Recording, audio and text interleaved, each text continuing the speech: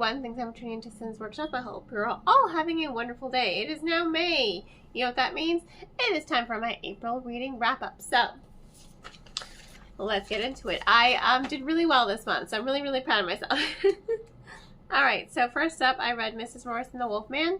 It's a cozy mystery. It's the 7th novel in the Salem B&B series, and it was also a gift to me by the author, who is a local author here in Fort Lauderdale.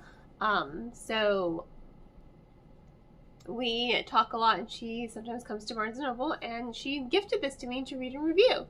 That in no way, shape, or form has an impact on how I feel about the book. Just wanted to put that out there. But it's so fun. It's so cozy. I love cozy mysteries. I just don't make enough time to read cozy mysteries, and that's really on me. So I'm trying to find a little bit more time to read cozy mysteries, and this is one of them that I really enjoyed. You know, follows Mrs. Morris. She's a widow. She has a B&B, and she finds herself embroiled in, you know, as in any cozy mystery, in a murder, a poisoning at a movie theater. So she's doing her own kind of side investigation, all while crushing on the cop. And guess what? There's a ghost in her B&B who she has the hots for, who kind of likes her too, and that's kind of cute. But you know, I really love how with cozy mysteries, and this one especially, the murder puts her own life in perspective. You know, she really starts thinking about her life and her decisions, and I really enjoy that. And that's probably why I love cozy mysteries so much, because they have this wholesome element to them, as well as like the murder mystery aspect, and they're really fun to just read, you know, and lose myself in. Also, as someone who grew up in Massachusetts, I appreciate that it took place in Salem. That's like, I want to live in Salem. I grew up in Cambridge. I went to school downtown Boston. I want to live in a weird little town like Salem. That's like endgame. After that, I read Our Violent Ends. This is the sequel to Our Violent Delights. It is a Romeo and Juliet inspired young adult retelling taking place in Shanghai with two rival mobsters, one Russian, one Chinese. I have mixed feelings about it. I like the story. I like that there were a lot of different point of views in this one versus in the previous book. I just, for something categorized as sci-fi fantasy, it does not have a whole lot of fantasy to it. There's a mystery and there are some monsters, but they are kind of barely there. So I think I just would have appreciated the story more if it were just a Romeo and Juliet retelling, and that's it, without the fantasy aspect to it. I will say the ending. This is a spoiler. I don't know if Romeo and Juliet are alive or dead. I don't know. I have no idea. They could be dead. They could be alive. You don't know. The answer is in your hands, the reader. But I like that, you know. I really enjoyed that part.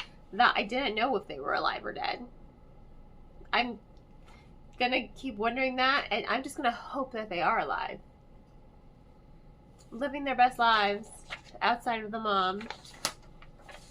The two books I read to my son this month, because we did manage to read two, were The Isle of Illusion and The Shadowlands. These are books 2 and 3 of the Del Toro Shadowlands series. I cannot stress this enough. Please read to your kids. Just read to your kids. Reading is fundamental. You know, foster their love of reading. And you're probably thinking, well, it's hard.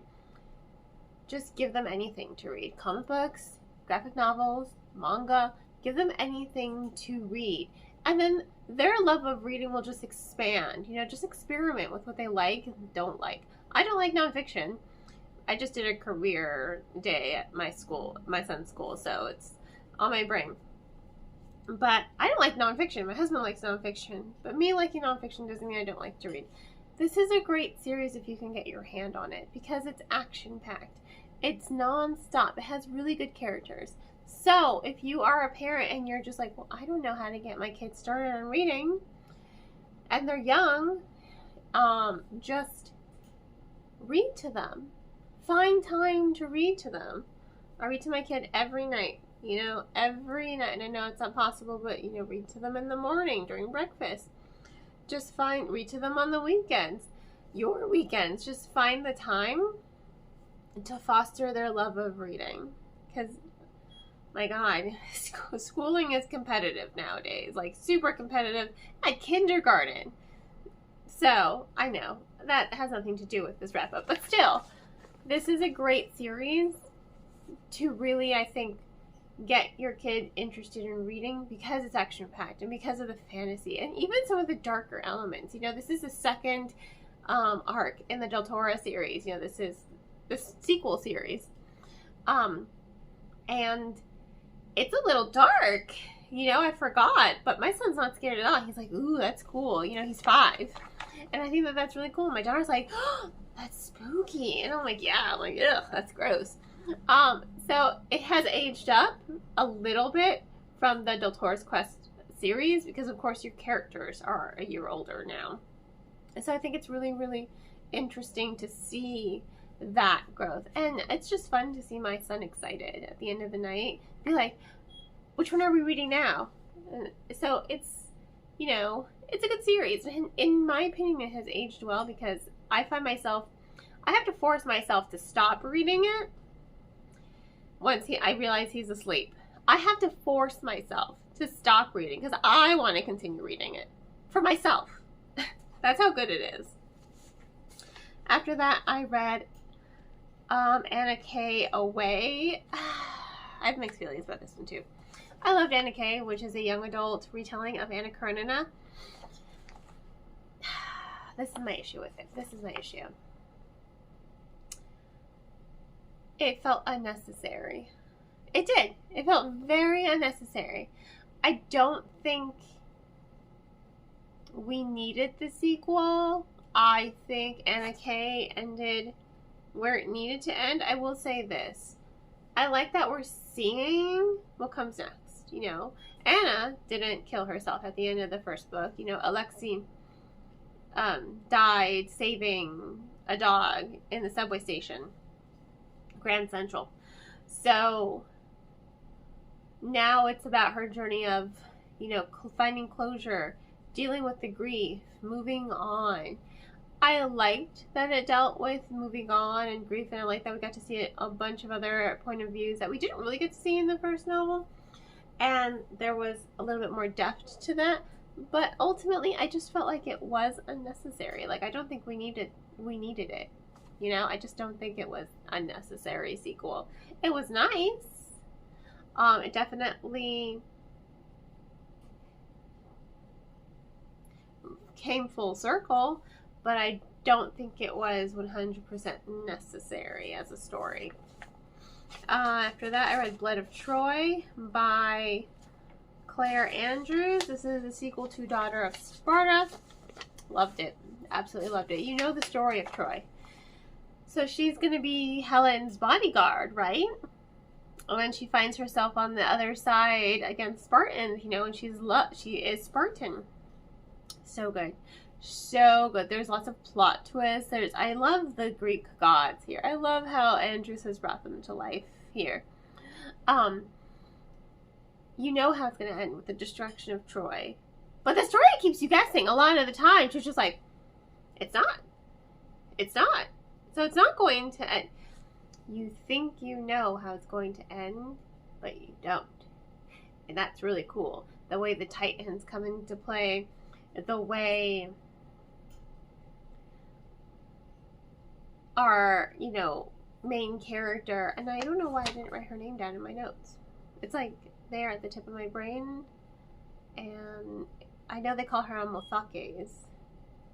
That's what I remember. Daphne! There we go. Duh. Daphne. Duh.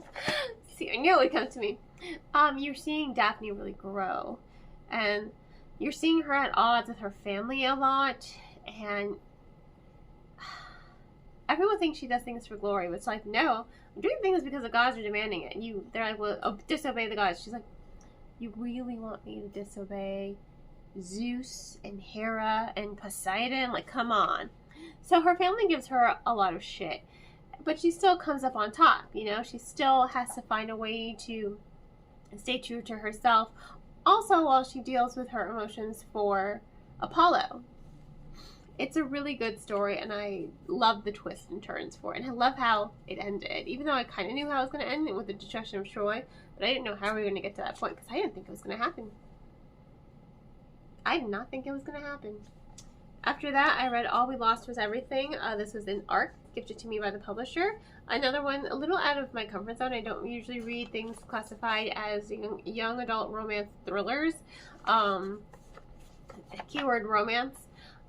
But it was pretty good, actually. I think my only hiccup with the book was my biggest hiccup with the book was the romance aspect. And it's not because it was romance. It's because it felt really rushed. I understand why it was rushed. I just didn't agree with it being that rushed. Because the story itself is very fast-paced. You know, there's a mystery to solve. There are actually multiple mysteries to solve. Multiple plot twists as well. That last plot twist, did not see that coming. Not from a mile away. And that's why I really enjoyed it. Because even though the romance felt rushed, I still did get to know who the characters were outside of the romance.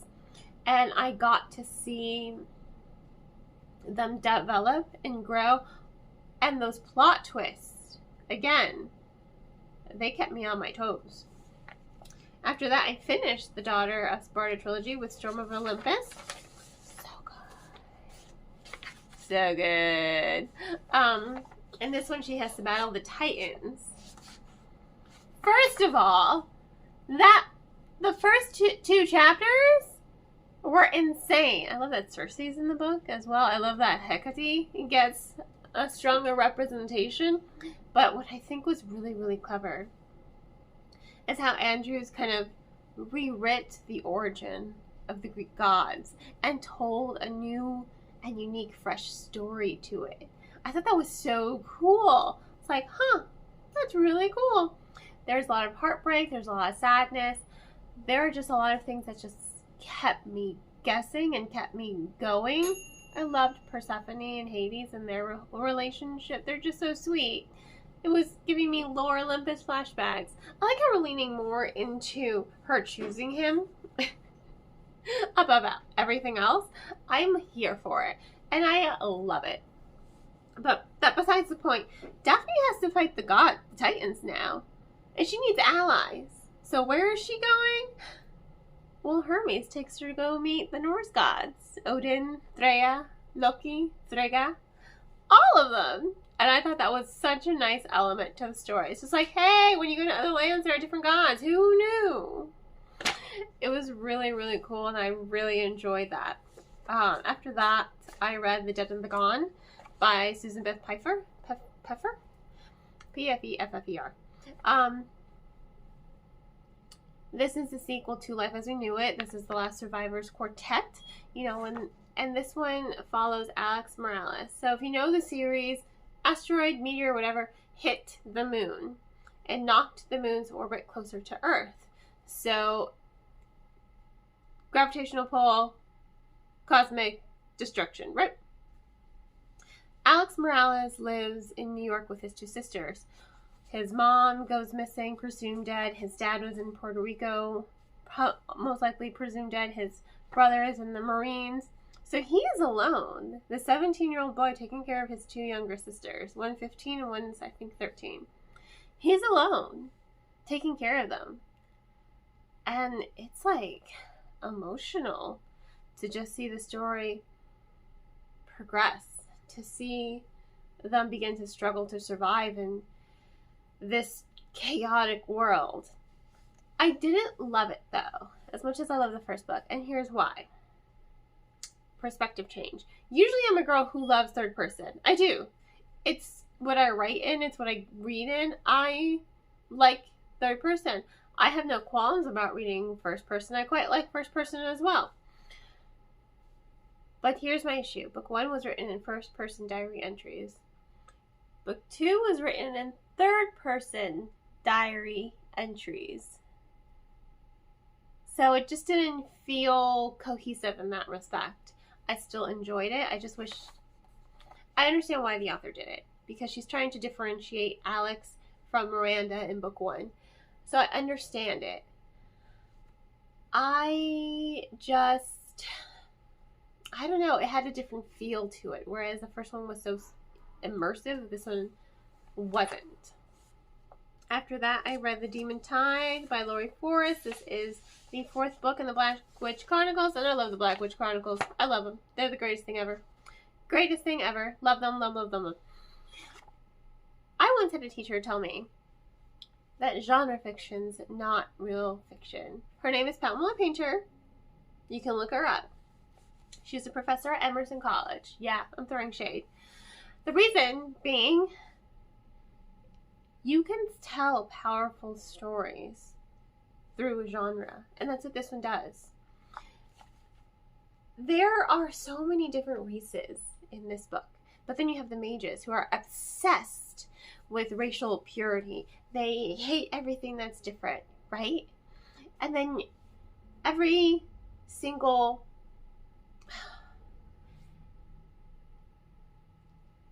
the book explores themes like racism and xenophobia and homophobia through a fantastical lens. But even though it's dealing with species that, you know, kelpies and sirens and elves and lupines and mages and dryads, even though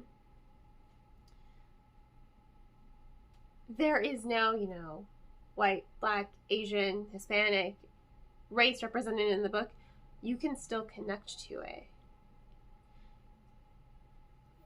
The author found a powerful way to relate to the reader and to relate real life issues to the reader. You know, she's exploring injustice, and it's wonderful to see it explored, you know? So to anyone who says genre fiction is not real fiction, it being a genre does not diminish the story being told. So here's looking at you, Pamela Painter. After that, I read Immortal by Sue Lynn Tan. This was the Read with Sims Workshop book club pick for April. Had some wonderful discussions with it. It was so good. I love Sue Lynn Tan. I do. She's great. I think it was just, I love how it's within the same realm of Daughter of the Moon Goddess, but you do not have to have read that book at all in order to connect to this book. It deals with a different realm. Li Yan in Chanxia. Dianxia?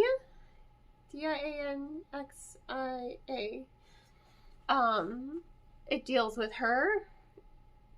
She's a ruler, and she, you know, has the lotus. Is it the Immortal Lotus? I forgot what the lotus was called. But she has a magical lotus that healed her from dying. Right? But the Immortal, the queen of the desert, almost on par with the Celestial Kingdom, wanted that. So it kind of puts her at odds. Kind of puts them at odds. Then you have the God of War, who she thinks is totally hot, right? But she's like, no, because I want my kingdom freed from her tyranny. There's a lot of plot twists I didn't see coming. There's a lot of really good rising tension. And the pace was just phenomenal. And I love the characterization. And I love the way that Lian grew as a character. I think it was just a lot of...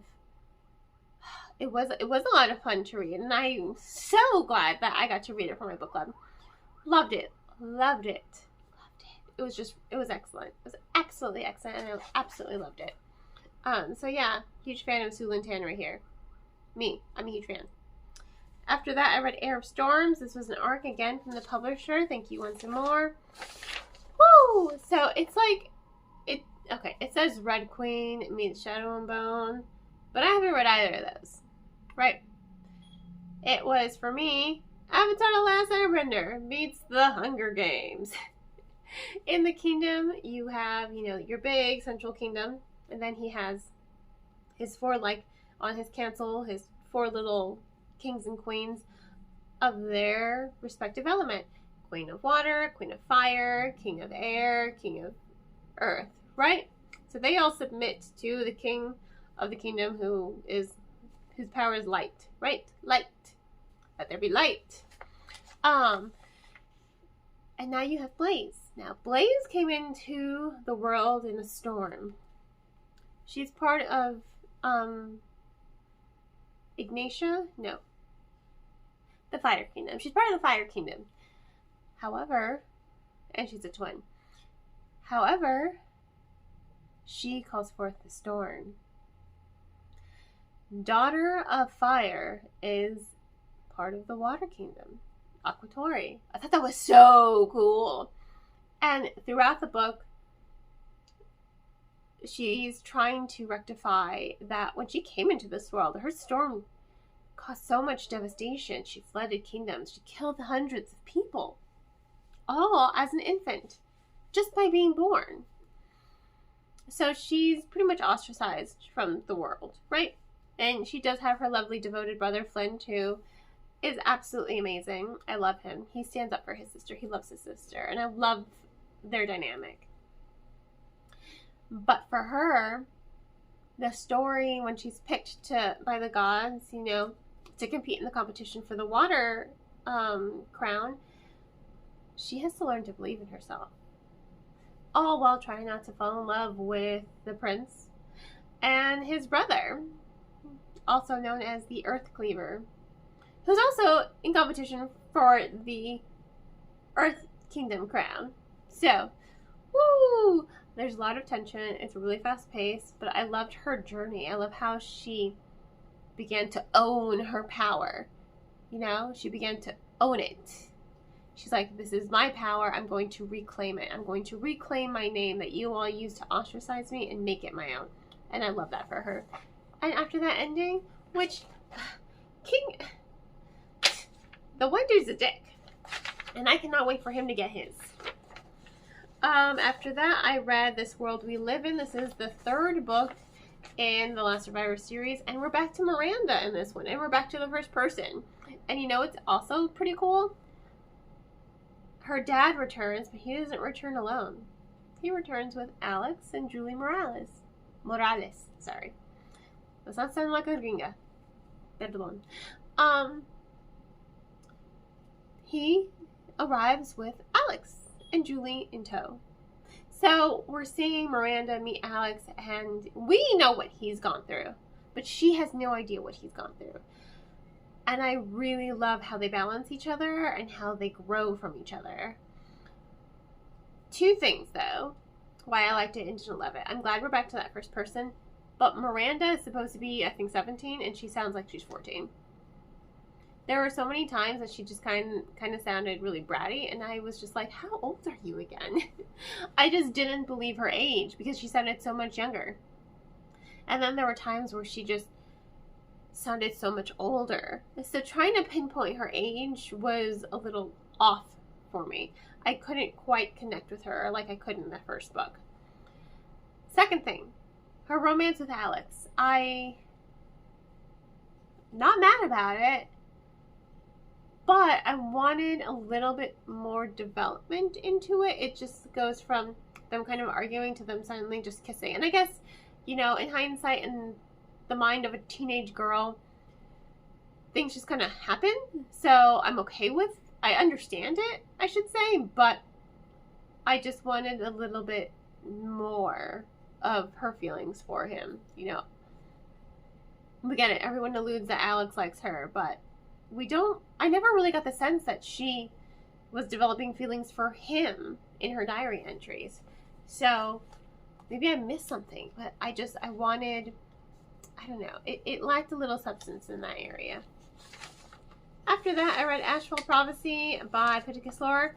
This is the second book in the Ashfall series. I don't know if there are going to be any more, and I'm kind of mad about that because I have questions and I don't think they're ever going to be answered. So the Etherothi are what I like to call space dragons, right?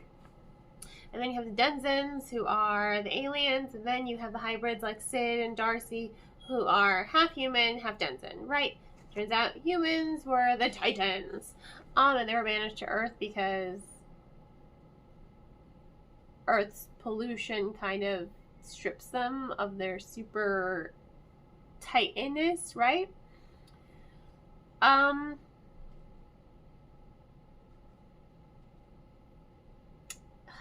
really don't know how I feel about this book. I liked the pacing. I like the story. But the Eitharazi give Sid a prophecy that he's going to be the world destroyer, right? He's going to destroy a world. And then later on in the book, he gives Darcy a prophecy, a vision, that she's going to watch Sid destroy the world and think, wow, I should have killed him when I had the chance. But I don't think we're ever going to get to that point, you know? I think we're just going to be stuck wondering, is he going to destroy a world or isn't he going to destroy a world? Like, what's going to happen? And how does he get to that point? I don't know. I'm never going to know, and I'm really, really mad about that. I have questions and I want answers. I would just like one more book. A time jump, maybe 2 more books. I just want to see what would bring him to that point that he would destroy a planet. But maybe that's a story for another day. Who knows? I wanted more. And last but not least, Pretty Guardians to the Moon, Eternal Volume 5. I'm going to say this every video. I love Sailor Moon. I love the snippets at the end of the book that have a lot of notes to them that give a little bit more depth, not just to the manga, but to the new anime. And reading the reading the manga gives me a deeper appreciation for the new anime. I will always, always, always love Sailor Moon, the original 90s version, sorry.